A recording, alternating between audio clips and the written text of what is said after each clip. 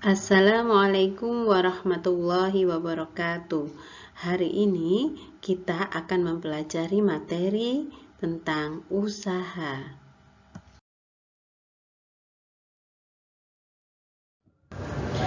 Coba perhatikan gambar di bawah ini. Ada seorang pemanah yang menarik busurnya ke belakang dan ada anak yang mendorong gerobak dengan tangannya sehingga gerobak berjalan, serta ada seorang penumpang yang terdorong ke depan saat mobil direm secara mendadak. Menurut pendapatmu, manakah peristiwa yang terkait dengan hukum 3 Newton?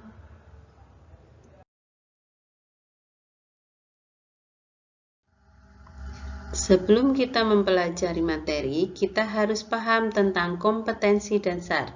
Kompetensi dasarnya adalah kita akan membahas tentang konsep usaha pesawat sederhana dan penerapannya dalam kehidupan sehari-hari, termasuk kerja otot pada struktur rangka manusia.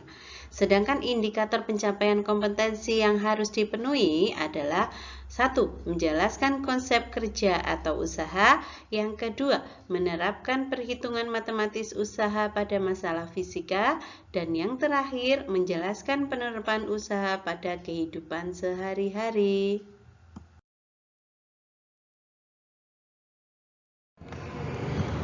Tujuan pembelajaran kita hari ini yaitu melalui kegiatan pengamatan dan diskusi kita dapat menjelaskan konsep kerja atau usaha, menerapkan perhitungan matematis usaha pada masalah fisika, menjelaskan jenis-jenis usaha, menjelaskan keterkaitan usaha dan energi dalam kehidupan sehari-hari, serta bisa menjelaskan keterkaitan usaha dan daya dalam kehidupan sehari-hari. Selain itu, melalui kegiatan praktikum, siswa dapat menjelaskan penerapan usaha dalam kehidupan sehari-hari.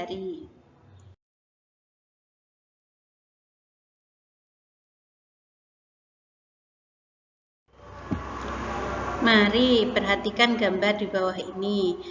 Ada seorang ibu yang mendorong troli belanjaannya, ada orang yang mengendarai mobil, ada orang yang mendorong tembok, ada orang yang memindahkan barang di rumah.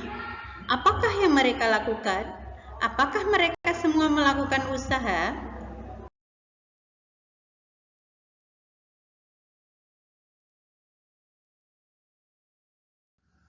Dari gambar tersebut, kita bisa menyimpulkan bahwa usaha adalah perkalian antara gaya yang diberikan dengan jarak yang dihasilkan. Nah, untuk persamaan matematisnya, W sama dengan F kali S, di mana W adalah usaha, satuannya Joule, F gaya satuannya Newton, dan S perpindahan satuannya meter.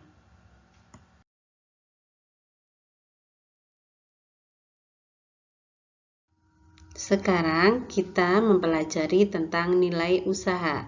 Usaha bernilai positif apabila usaha yang dilakukan searah dengan gaya yang bekerja. Misalkan saat orang mendorong meja dan meja tersebut berhasil pindah ke tempat lainnya. Dan usaha bernilai negatif apabila usaha yang dilakukan arahnya berlawanan. Misalnya pada perlombaan tarik tambang, regu yang memberikan gaya sekuat tenaga, akan tetapi usaha yang dilakukan oleh regu tersebut kalah, maka nilai usahanya berlawanan atau negatif. Dan yang ketiga, usaha bernilai 0 apabila gaya yang bekerja tidak menyebabkan perubahan jarak atau perpindahan apapun pada benda.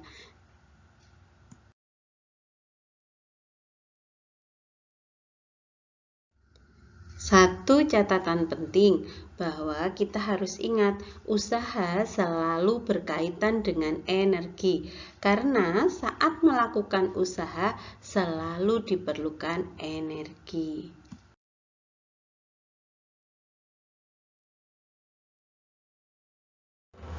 Berikut ini jenis-jenis energi. Ada energi potensial, ada energi kinetik, dan ada energi mekanik. Hukum kekekalan energi berbunyi, energi tidak dapat diciptakan, energi tidak dapat dimusnahkan, tetapi energi hanya bisa diubah bentuknya dari bentuk satu ke bentuk yang lainnya.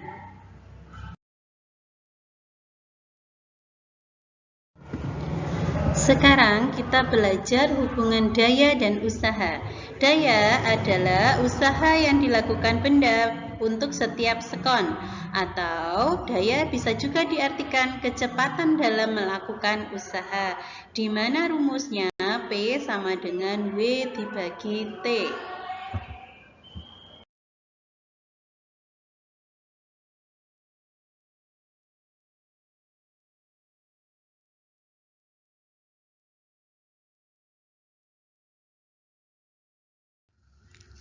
Mari kita belajar contoh soal matematis.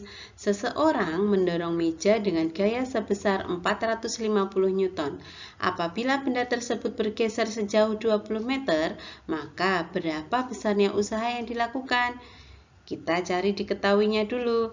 F sama dengan 450 Newton. S sama dengan 20 meter. Ditanya W. W rumusnya adalah F kalikan S. Berarti 450 dikali 200 ketemu 9.000 Joule.